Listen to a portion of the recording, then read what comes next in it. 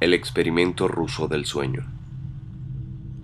Investigadores rusos, a finales de los años 40, mantuvieron a 5 personas despiertas por 15 días, utilizando un estimulante basado en gas. Los tuvieron encerrados en un ambiente sellado para monitorear cuidadosamente el uso de oxígeno, para que el gas no los matase debido a las altas concentraciones. Esto fue antes de que existiera el circuito cerrado, por lo que tuvieron que usar micrófonos y ventanas con grosor de 5 pulgadas para monitorearlos. El cuarto estaba lleno de libros, cobijas para dormir, pero ninguna cama, agua corriente, baño y la suficiente cantidad de comida para que los 5 sobrevivieran por un mes. Los sujetos de prueba eran prisioneros políticos y de guerra declarados enemigos del Estado durante la Segunda Guerra Mundial. Todo estuvo bien por los primeros 5 días. Los sujetos rara vez se quejaban, después de que, falsamente, se les había prometido su libertad si aceptaban tomar parte de la prueba y no dormir por 30 días. Sus conversaciones y actividades fueron monitoreadas, y los científicos notaron que conforme pasaba el tiempo, ellos hablaban sobre incidentes traumáticos de su pasado.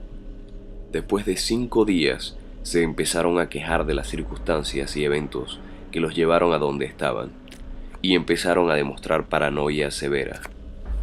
Dejaron de hablar entre ellos, y comenzaron a murmurar de manera alterna en los micrófonos.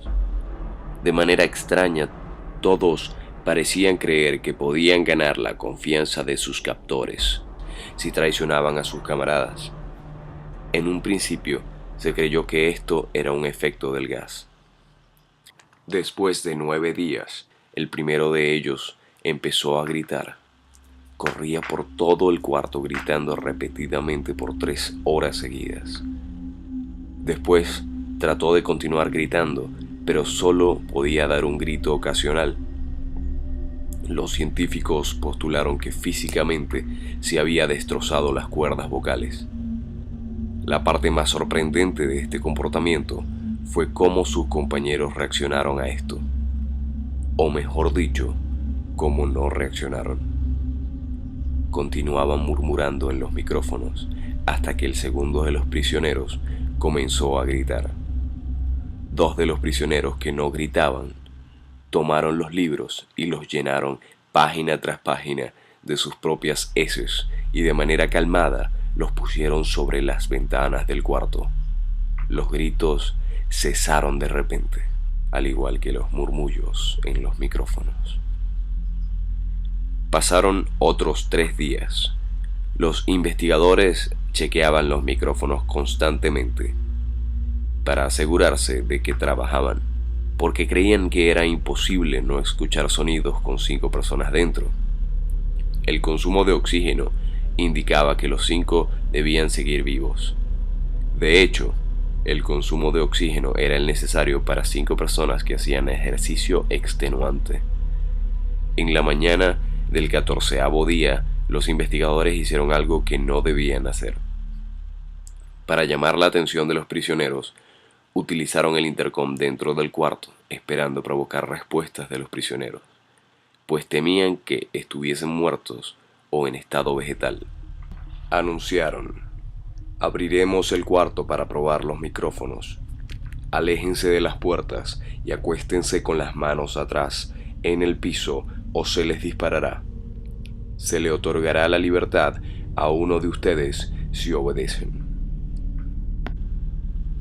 Para su sorpresa, escucharon solo una frase con voz calmada: no queremos ser liberados.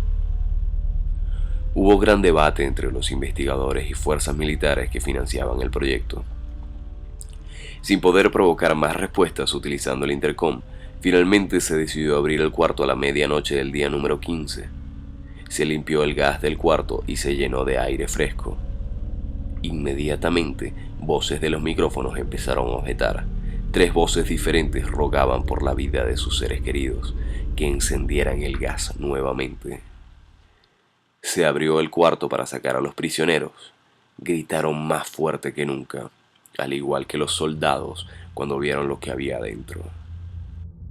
4 de los sujetos seguían vivos. Las raciones de los pasados 5 días no habían sido tocadas.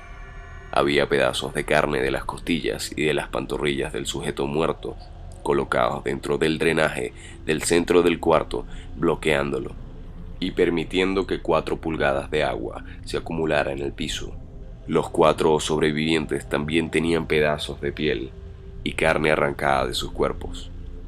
La destrucción de tejidos y la exposición de huesos en la punta de sus dedos indicaba que las heridas fueron infligidas por las manos y no con los dientes, como era de suponerse. Al examinarlos, se descubrió que la mayoría de las heridas fueron autoinfligidas en su mayoría. Los órganos detrás de las costillas fueron removidos, mientras que el corazón, los pulmones y el diafragma seguían en su lugar. La piel y la mayoría de los músculos pegados a las costillas fueron arrancados, exponiendo a los pulmones.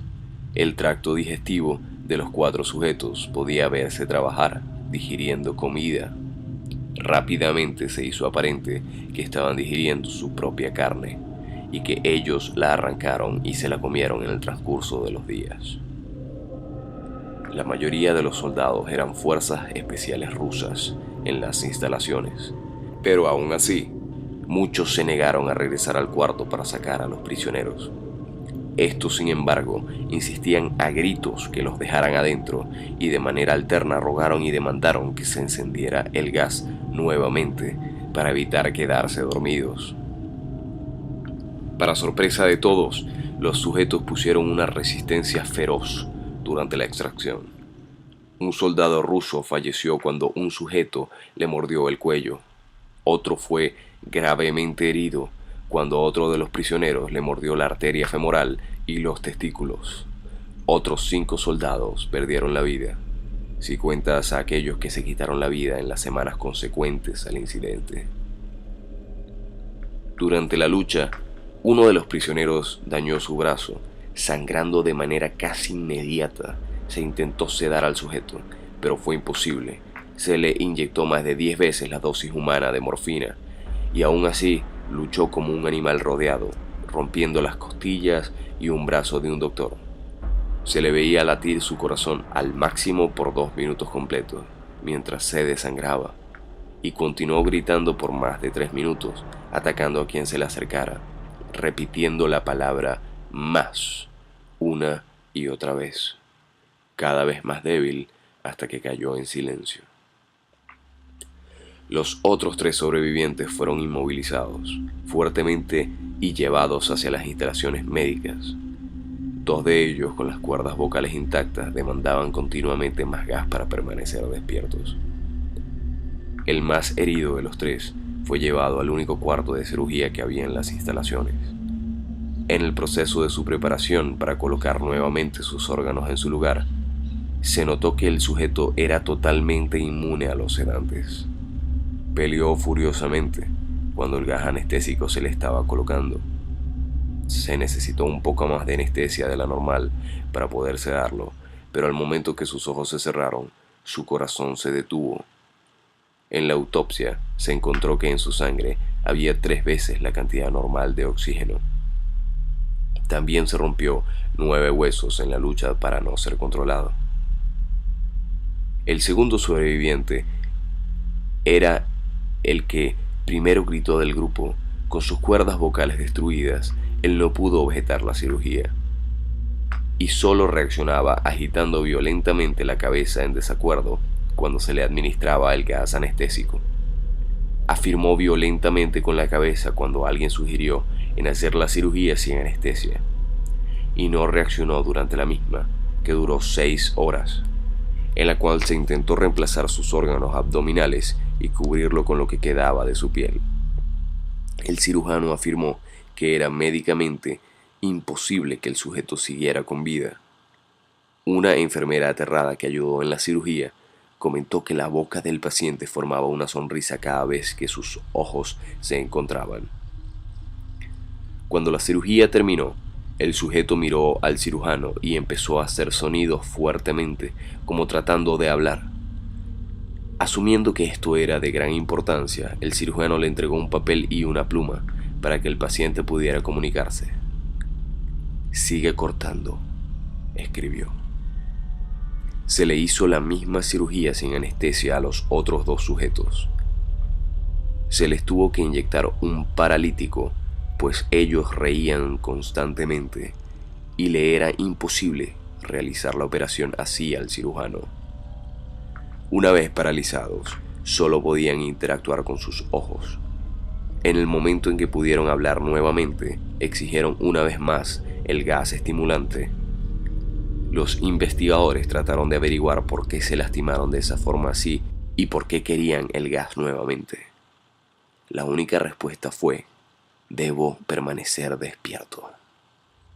Se reforzaron a los 3 sujetos y los devolvieron al cuarto, para la espera de su destino.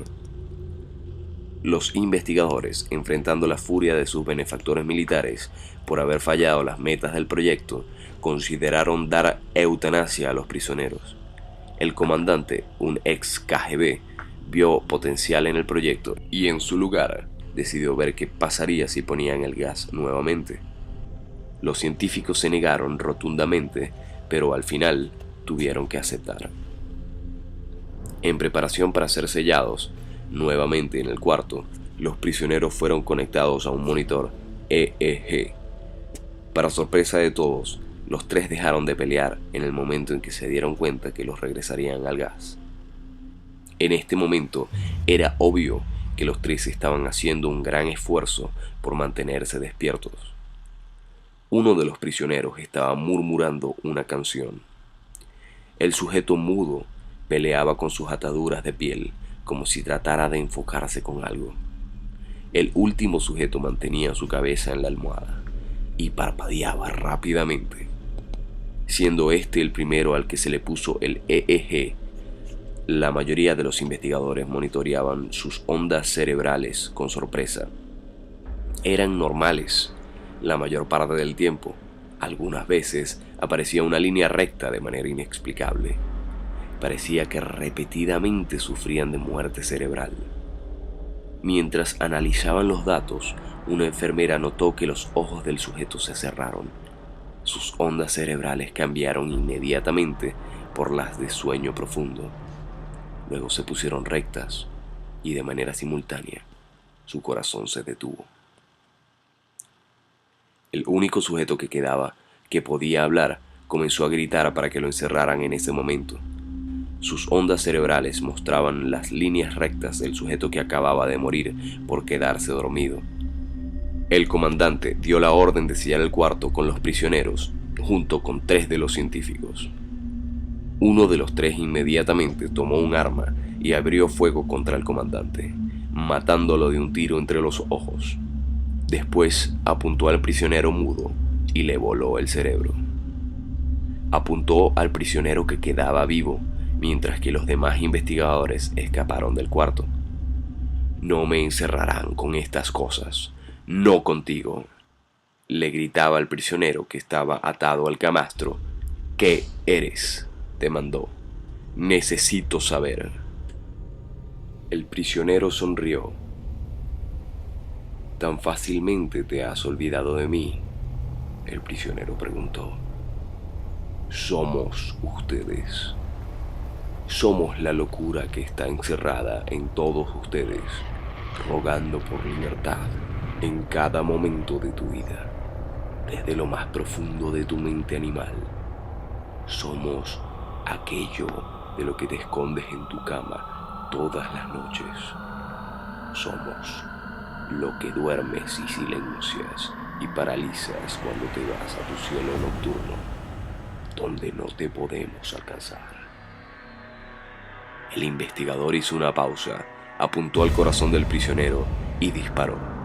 El EEG mostró una línea recta mientras el sujeto débilmente murmuró: «Casi tan libre».